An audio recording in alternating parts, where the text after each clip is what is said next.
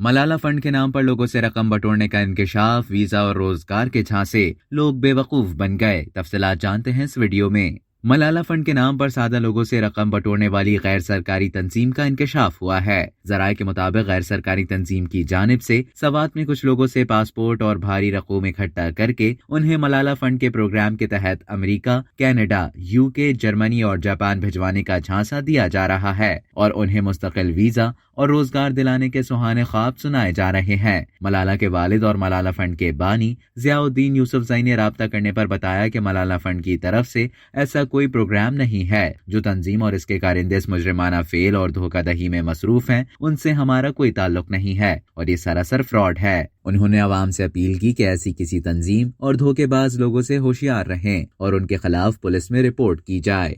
अब तक के लिए इतना ही। मजीद खबरों और न्यूज अपडेट्स के लिए डेली जंग के YouTube चैनल को सब्सक्राइब करें और फेसबुक के पेज को लाइक करना ना भूलें।